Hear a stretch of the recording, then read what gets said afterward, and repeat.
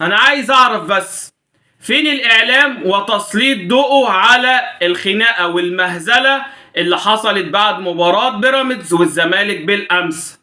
محدش اتكلم ليه على البلطجه والضرب والتشابك بالايدي ومدحت عبد الهادي اللي راح تهجم بطريقه كبيره قوي على جهاز بيراميدز، ومن ناحيه تانية الاداري في بيراميدز رد بنفس الكلام.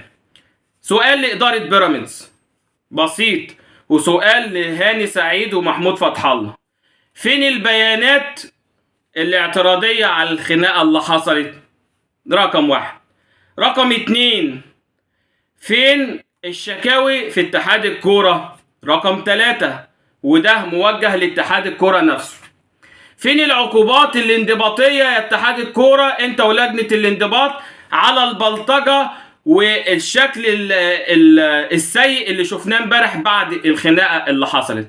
طبعا الكلام ده كله غايب يا جماعة، علشان التيشيرت الاحمر كان غايب، وعلشان حسين الشحات مش موجود. انما عكس كده كله بالحب، زي ما قال باتشيكو وقال لك دي خناقه بتحصل عادي جدا بين اي فريق وفريق تاني. انما لو حصلت من الاهلي وحسين الشحات يبقى اول مره اشوف الكلام دوت. طبعا القضيه لسه مقصره، والبطولتين بتوع بيراميدز الله يكون في عونك يا اخي، ده احنا حرقين قوي. ومعانا الاهلي بيحدد اسعار تذاكر سان جورج الاثيوبي، وهنتكلم في الموضوع دوت. وطبعا مش هننسى نقول ان الاحتواء بدري للزمالك، لان الظروف اللي فيها الزمالك حاله لا يرثى لها، لا سر عدو ولا حبيب، فيبدا الاحتواء بدري من عمرو الشناوي اللي ما حسبش ضربه جزاء لبيراميدز. وطبعا كان في شويه مشاكسات بين اللعيبه وبعضها، شيكابالا والشناوي، رمضان صبحي ومحمد صبحي. بسم الله الرحمن الرحيم، والصلاة والسلام على أشرف المرسلين. حلقة جديدة مع الدرع، يا رب تنول إعجابكم، بس ما تنساش باللايك والشير علشان صوتنا يوصل لكل الناس، وده دعم منك ليا. نخش على التفاصيل بتاعة الحلقة. امبارح الطموح كان بيلعب مع الزمالك، وبلاش كلمة شيشة لحسن تزعل الناس. المهم بصفقاته الكبيرة والفلوس اللي اتصرفت ده كله ما شفناش منه اي حاجة غير اسامي تم شرائها فقط لا غير. بيلعبوا مع الزمالك فرقة فاضية، ما حدش يزعل مني من الكلام دوت، علشان دي الحقيقة. فرقة الزمالك ما فيهاش نجوم، لعيبة عادية جدا. لكن الطموح اتعادل امبارح مع الزمالك، فلقينا خناقه جامده جدا حاصله بين الزمالك وبيراميدز، او الاجهزه الفنيه وتحديدا مدحت عبد الهادي والاداري بتاع بيراميدز. طب جت ازاي الخناقه؟ طبعا اللي بيعمل حاجه بيدوق منها.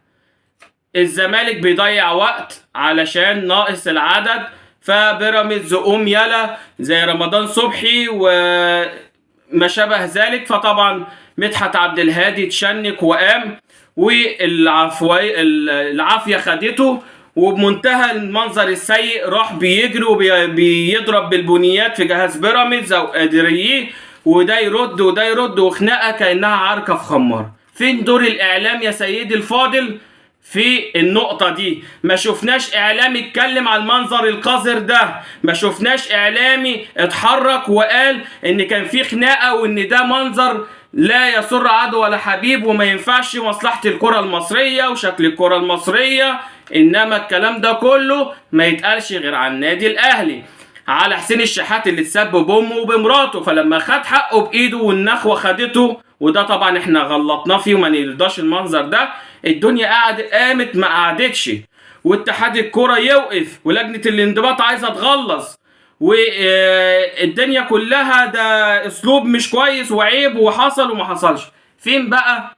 فين الاعلام من الكلام دوت ويحط سبوت على النقطة السلبية دي ويتكلموا فيها؟ ما شفناش الكلام دوت، ولا شفنا بيانات من بيراميدز احنا بنشجب وهنسحب الاستثمار ومفيش عدل ومفيش مش عارف الرايه الركنيه ومفيش اصل لمبه كانت مطفيه في الكشاف. ما شفناش ده. ليه؟ لان هم معمولين خصيصا لمكايده النادي الاهلي. انما لما تاخد على قفاك من حته تانية احنا اخوات واصحاب ومفيش مشكله. طيب يا سيدي، ربنا يهني سعيد بسعيده وتفضلوا دايما تحت النادي الاهلي بعد التعادل امبارح. هنشوف لجنة الانضباط هتعمل ايه، اتحاد الكرة هيعمل ايه، علشان المنظر اللي عمله مدحت عبد الهادي والضرب اللي راح والتهكم والخناقة والكلام ده. هل هنشوف عقوبات؟ اتمنى، والا نضطر بقى نلبس مدحت عبد الهادي فانلة حسين الشحات او فانلة حمراء عشان يتعاقب. تمام. نخش على نقطة باتشيكو، بس اخبط اللايك كده وعلى بركة الله نخش في النقطة اللي بعدها. باتشيكو لما حصلت الخناقة في ماتش الأهلي بين الولد المستفز الشيبي وحسين الشحات، قال لك أنا أول مرة أشوف ده في العالم كله. طيب واللي عمله مدحت عبد الهادي يا باتشيكو ما شفتوش قبل كده؟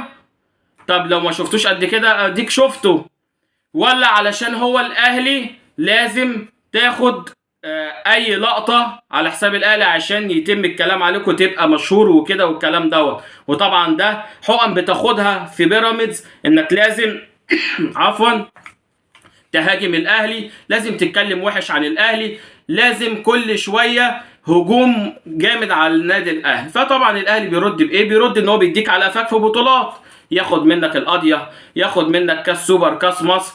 وطبعا احنا مش خاف علينا الدور اللي بيلعبه الاستاذ هاني سعيد والاستاذ محمود فتح الله والاستاذ ممدوح عيد علشان يملوا لك دماغك دايما بالافكار المسممه تجاه النادي الاهلي. ولكن على الاهلي انا ما شفتش كده، انما للزمالك لا، احنا اصدقاء، ربنا يجعلكم اصدقاء تماما يا حبيبي على طول، ومن فشل لفشل ان شاء الله ليكم انتوا الاثنين.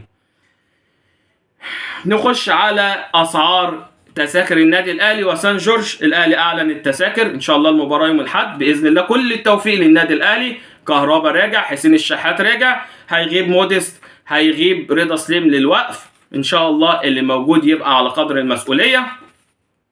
اسعار التذاكر: الدرجه الثالثه 75 جنيه، الدرجه الاولى 150، درجه اولى ممتاز 350 جنيه. ان شاء الله تبقى الاسعار في المتناول، وان شاء الله جمهورنا يبقى مليان في الاستاد 30,000، وان شاء الله النادي الاهلي يرجع منصور في المباراه علشان ان شاء الله نقدر نعدي المرحله دي ونخش دوري المجموعات. منتظرنا منافسات كتير قوي يا جماعه، وبكل توفيق للنادي الاهلي ان شاء الله.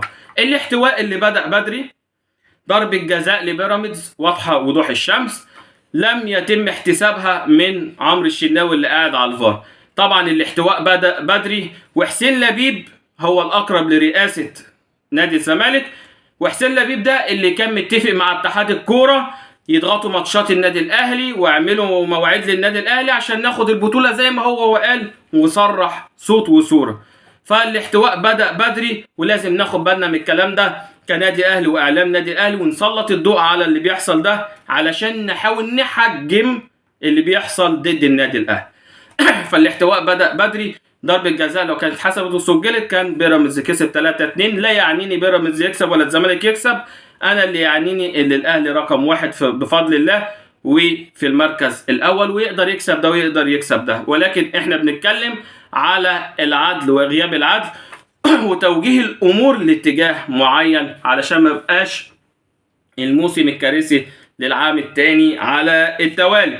باقي النقطة المضيئة والنادي الأهلي في كرة السلة نسينا نقولها في العنوان، ولكن النادي الأهلي إن شاء الله مؤهل للعب على برونزية في كأس العالم للأندية لكرة السلة بإذن الله. خسر النهاردة، اللعيبة طبعا مرهقة من ماتش امبارح قدام الفريق الأمريكي.